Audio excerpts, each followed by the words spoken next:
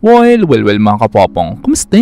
Well, straight to the point na tayo, ha? Actually, maliban kasi dyan sa nangyari sa Amerika, ay actually ngayong 2024 kasi meron pa kasing dalawang barko na halos ganyan rin ang sinapit ngayong taon. Yes, mga kapopong, dahil nito lamang nakaraang January 2024 ay isang parte rin ng tulay sa Argentina ang tinamaan nitong barko na ito. At nito lamang nakaraang February 2024 ay isa ring tulay sa China ang nadali nitong isang cargo ship doon. Yes, mga kapopong, January, February at March merong nangyaring mga ganyan. Which is sana ngayong darating na April wala na sanang kasunod yan. Pero alam nyo ba ang nakakatawa ngayon na ginagawa sa mga social media ngayon sa bansang China? Well, huwag kayong magugulat, ha? Dahil kung bibisita ka kasi sa mga social media ngayon sa China, na mga social media naman na alam nyo namang kontrolado o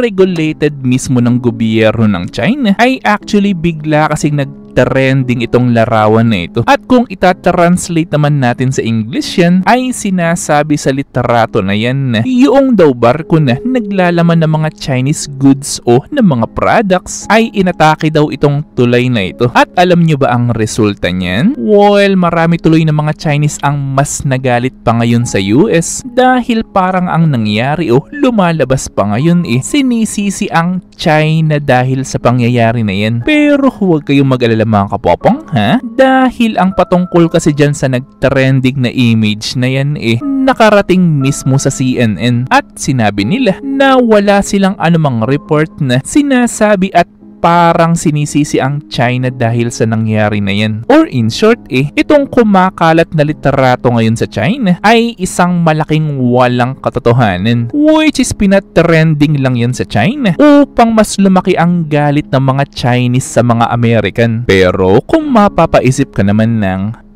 wait lang, Teacher Popong. Diba sabi mo na ang karamihan ng mga social media sa China regulated o kontrolado ng gobyerno ng China? Bakit hindi nila tinatanggal yung trending na larawan na yan? Na larawan pala na hindi naman pala totoo. Well, good question yan at ganito kasi ang paliwanag dyan.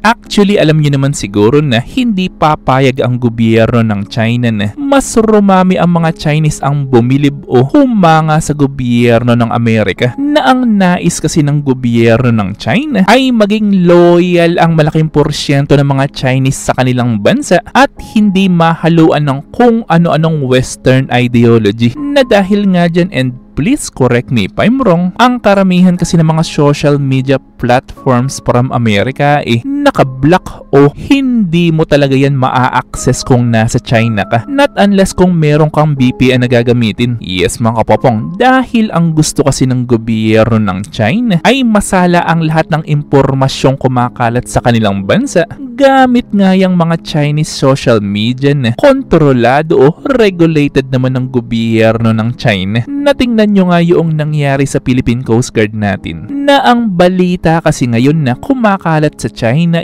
mismong Philippine Coast Guard pa raw ang lumalapit sa mga barko ng China at Pilipinas pa raw ang parang naghahamon ng isang away. Well, ang weird, diba? At natatandaan nyo ba yung nangyari sa mga Filipinong mangingisda na binangga naman ng isang Chinese vessel noon? Nasa laki at rami ng ilaw nitong fishing boat na ito Totoong kahit ang ilang mga politiko dito sa Pilipinas ay nagsasabi na isang intentionally o sinadya noong Chinese fishing vessel ang pagbangga dyan. Pero ang malaking tanong kasi ng mga Filipino noon bakit nga ba merong mga Chinese fishing vessel dyan? Di ba ang Reed Bank sakop ng EEZ ng Pilipinas? Well, kaya't dyan pa lang sa inyong mga nalaman ay huwag na kayong magtaka na baka in the future kung totally na makontrol ng China ang malaking porsyento ng mga lugar dyan, kahit mga lugar na sakop naman ng EEZ ng Pilipinas, ay baka in the future,